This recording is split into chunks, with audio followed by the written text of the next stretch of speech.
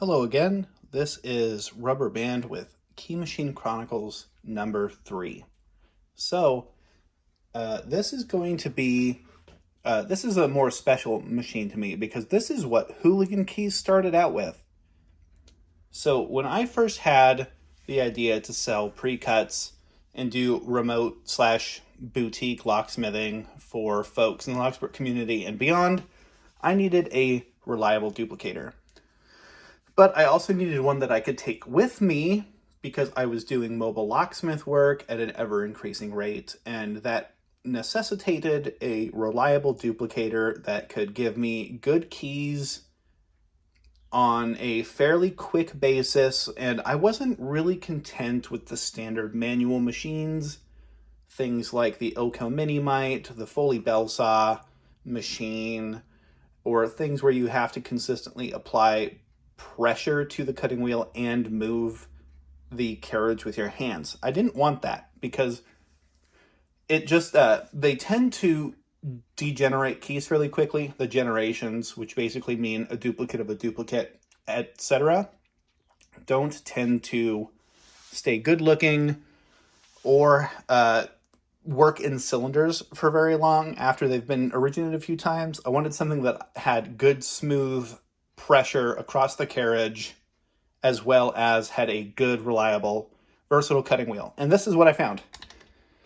So I picked this up. I think these retail right around $500, something like that. And you can actually get a battery-powered version of these now, which is just tops.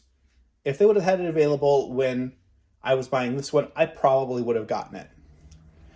So what do we have in this particular machine that makes it what I wanted? One, we have an adjustable tracer. This is the tracer.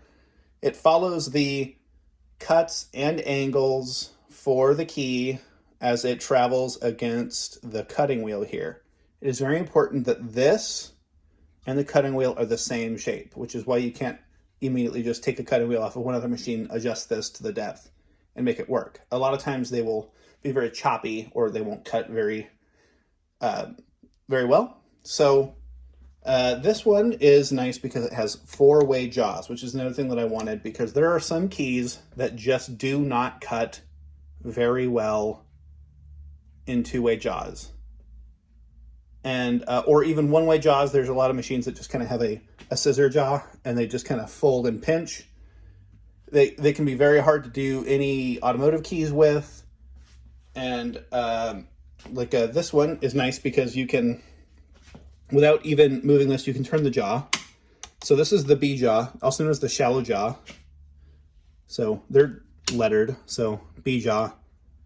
This would be good for best or small format IC, where you need to use kind of this cutout here to find the tip stop, because they are under the tip stop technically.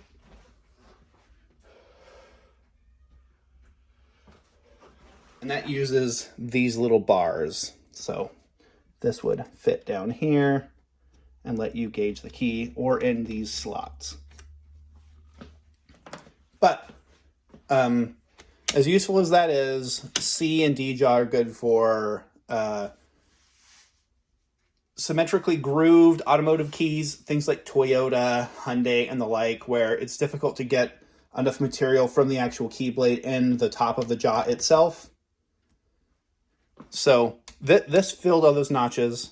This is the shoulder stop, which we'll be using here shortly. I also like that it had its own deburring wheel. Not every duplicator has its own deburring wheel. In fact, even the what's it called? The RY100, which is the scaled down version of my main duplicator, which is about an $800 to $1,000 machine. You have to order the deburring kit separately, which is another chunk of change. And duplicators are already fairly expensive. So I also like that it has this mounting bracket. In my van, I have 2 steel pegs that just are mounted within the workbench. And I would set this into those pegs and just thread a wing nut onto them and hold this in place so it wouldn't move while my van was in transit. That's really nice for any number of reasons. And then it's got 4 rubberized feet that avoid skidding and scraping if you don't have the ability to mount this to your workbench. So I guess, let's see, have I covered all of my Foley features? So we're going to be cutting a Schlage construction core key. Here's my construction core. I have covered this, but I use Schlage construction cores because they're accurate. They're a good test of accuracy when you're testing your machines. So that's where we're going to be going with. This key I just originated in my other Key Machine Chronicles, so this is a fresh originated key. So we're going to test, one, how well it generates, aka how well this little machine will duplicate an original of a machine that isn't always the most accurate originator. So put this in here. Okay, so when you're jawing up a key, you want to get it in there, and then you want to push the tip down with your finger and make sure that the whole bottom of the key is flush across the base of the jaw. Get our tips or our shoulder stop up. Loosen this, slide this up into the shoulder stop, and there we go. It's ready for duplication. We've got our power switch over here. Now, if you notice this turning, you'll see that this does not have the thing that I didn't like, which is this. A lot of manual machines require this.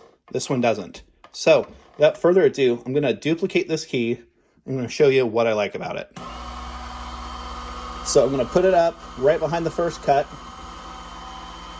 And I'm going to just turn this wheel.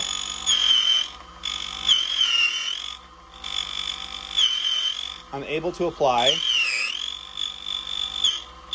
consistent cutting pressure, and I can just turn this wheel and really wallow out the cuts. Perfect. Okay, I'll take this out, deburr. And I also like that it's not incredibly loud.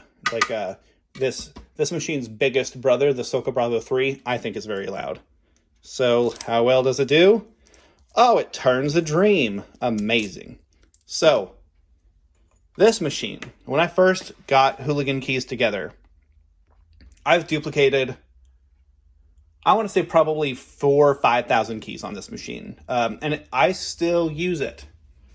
Fairly soon it will be retired from its actual duplication duties. And I will even show you the kit here. I'm going to be turning it into a flat steel key machine. So it's going to be my safety deposit key machine cutter. I have an old Ilco duplex that cuts amazingly for flat steel, but I would really like something a little smaller because the other machine is very big, very heavy. And the very cool thing is this can do both. It can do so much for such a small machine, and it's still supported and made by Silca. Just everything about this machine is absolutely worth it. If anybody is really getting deeply into the meta of lock sport and they're going to start duplicating their own keys or using space and depth keys and the like, which this machine would be great for, this is probably one of the better machines, because other than throwing brass dust more heavily than other machines of its type, I haven't seen a better one. JMA makes a version of this machine called the Nomad. It is, I believe, just as good. I've used it not nearly as extensively, and it is also a good machine. It has the same carriage style and the knob. The jaws are a little different. That kind of tends to be the most polarizing feature of duplicators. Like HBC duplicators, I think, are atrocious. They're just hot, steaming garbage, while their originators are kind of the industry standard for any number of reasons. They're still not my favorite, but they are good machines. So we're getting along 10 minutes here. I'm just kind of waxing poetic about how much I like this machine now, which is par for the course for me and key machines. But as always, I've been Rubber Band, and thanks for watching.